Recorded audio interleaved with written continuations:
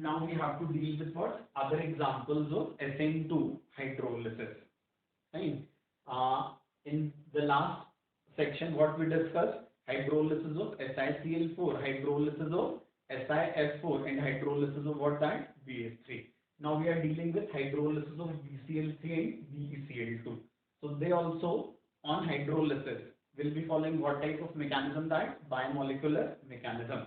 So mechanism need not to be repeated because this is same as that of other cases of bimolecular elimination, bimolecular substitution. So here, in case of BCl3, what it happens? Water in the form of nucleophile, it takes over vacant orbital of boron.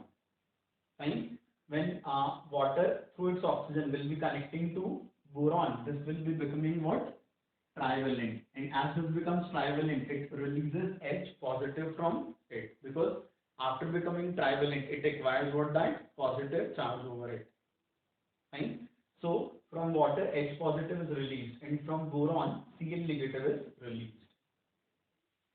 So the side product in the reaction, that becomes what? HCl, and one of the chlorine atom that has been replaced by OH of water. Fine. Similarly, other two chlorine atoms, they also will be replaced by OH. So final product in the reaction will become what? BOH whole size and HCl. Clear?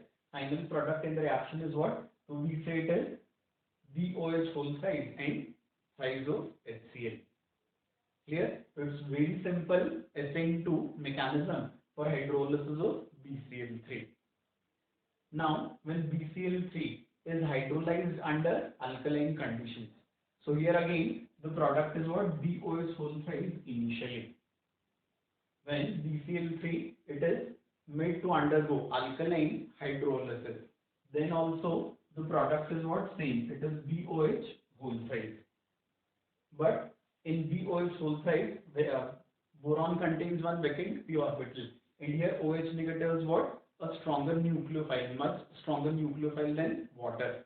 So it is after formation of BOH whole size, OH negative, which is a stronger nucleophile, it donates or it shares its electron pair with vacant p orbital of boron.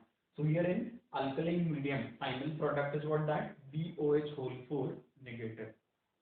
Clear? So in alkaline medium also what we are saying, initial product was BOH whole size, but in alkaline medium, OH negative being what? A much stronger nucleophile than water, it further donates or shares its electron pair with vacant p orbital of BOH whole size, whereupon what it results?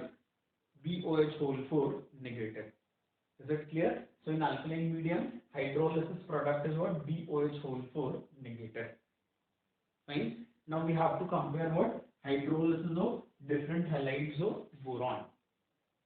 Now we are discussing what? Rate of hydrolysis of different boron halides. So here the order of hydrolysis is found to be Bi3 more than BBr3 more than BCl3 more than BH3. Fine. Rate of hydrolysis is what? So we say it is Bi3 more than BBr3 more than BCl3 more than BH3.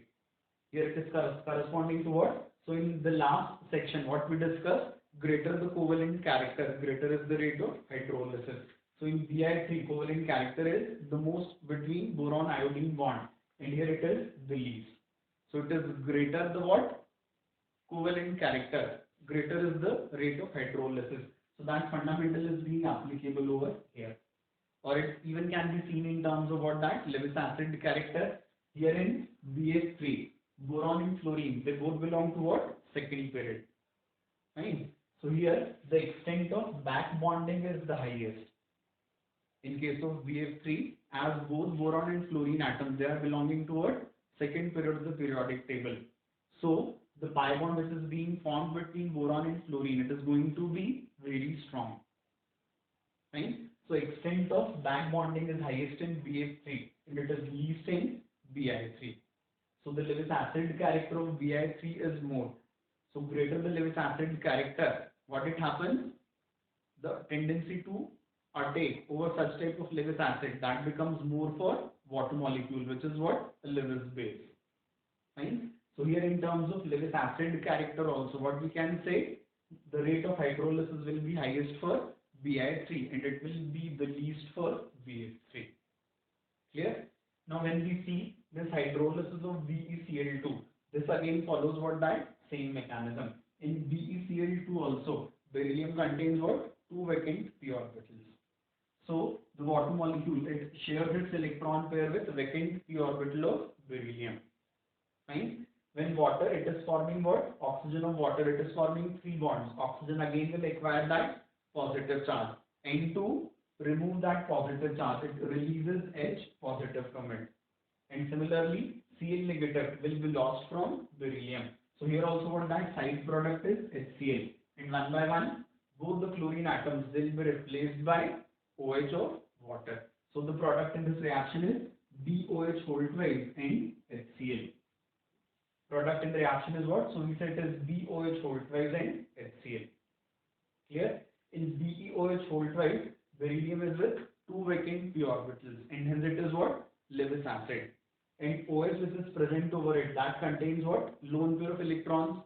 So the different or many molecules of BeOH whole twice, they polymerize to form what that? Solid polymer BeOH whole twice.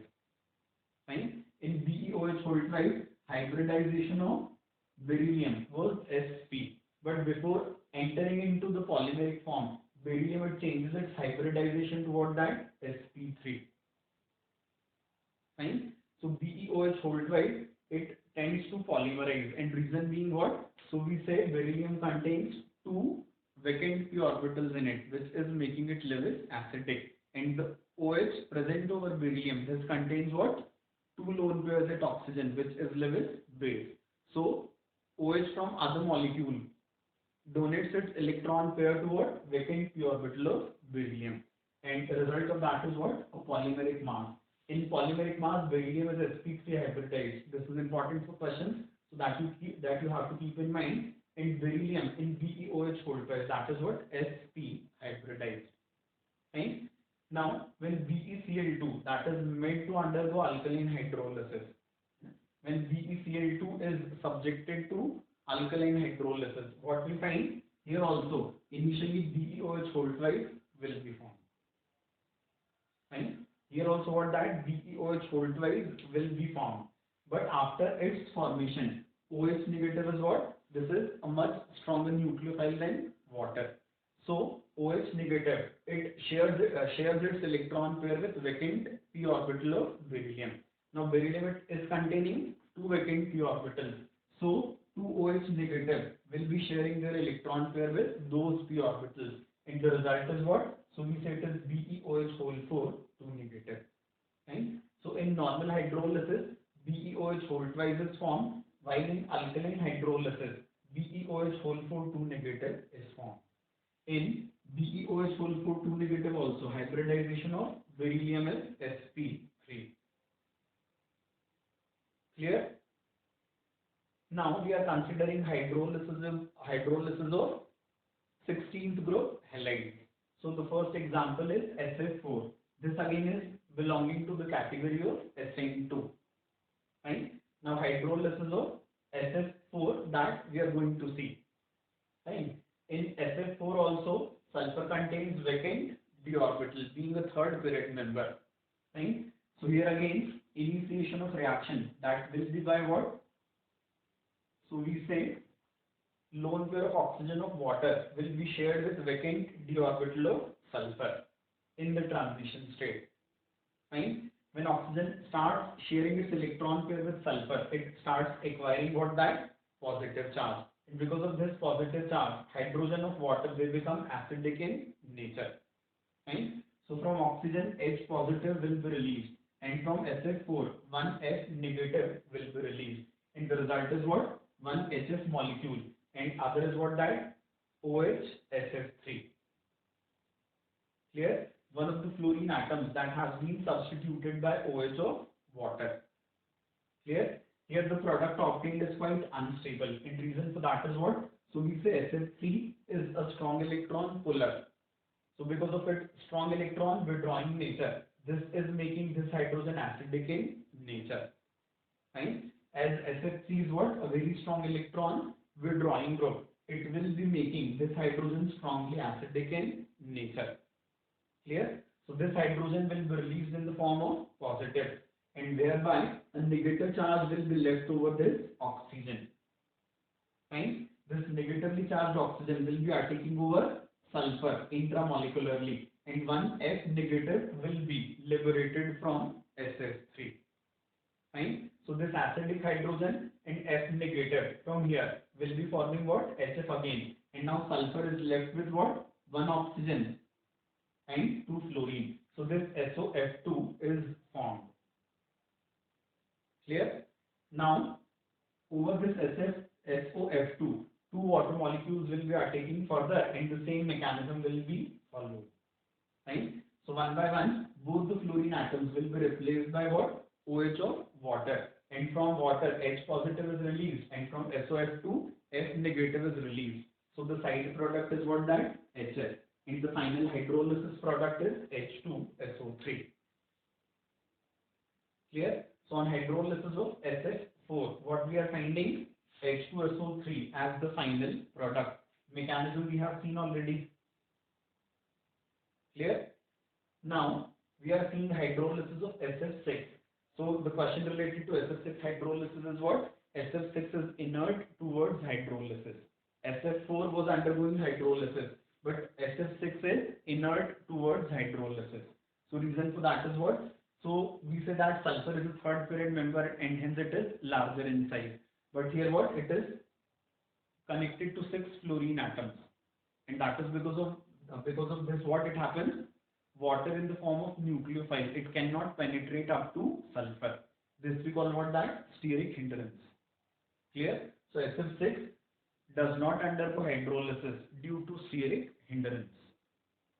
Clear? SF6 does not undergo hydrolysis due to steric hindrance. Clear? Now SEF6, this will undergo hydrolysis. Selenium, this again belongs to what? The 16th group only, the group of oxygen and sulfur. But size of selenium, it is more than that of sulfur, and because of this, water in the form of nucleophile can penetrate up to selenium. Clear? During hydrolysis of SEF6, such type of unstable intermediates are obtained. Fine? During hydrolysis of SEF6, what we say? Such type of unstable intermediates are obtained, and hence final product is H2SeO4, not SeOH whole 6. Clear? When you will analyze hydrolysis of TeF6, what you will be finding? You will be finding that all the fluorine atoms are replaced by OH of water, and the final product is TeOH whole 6 plus 6HF.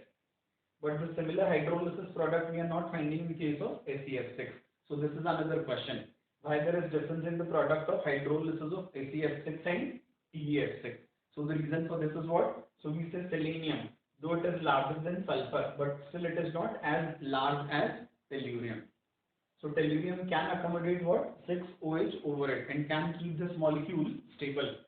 But selenium, this being smaller than tellurium, it cannot accommodate 6 OH molecules over it.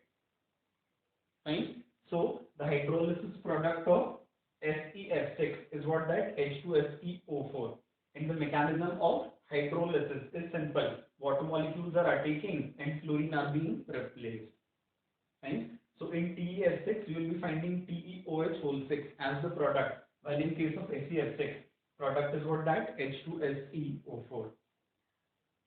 Here what I am saying repeatedly, here the intermediate product obtained will be like this, and this was what? Unstable. So similarly the products obtained during the mechanism will be unstable, and hence final product will not be SeOH whole 6, it will be what? H2SeO4. You try to write the mechanism of it. I have given all the basics related to stability and instability. So I think it will not be difficult for you to write the mechanism. But in case if you will be finding it difficult, then I will be explaining it to you. Fine? So here again we are done with hydrolysis of few more halides. Still some more halides are left that we will be discussing in next section.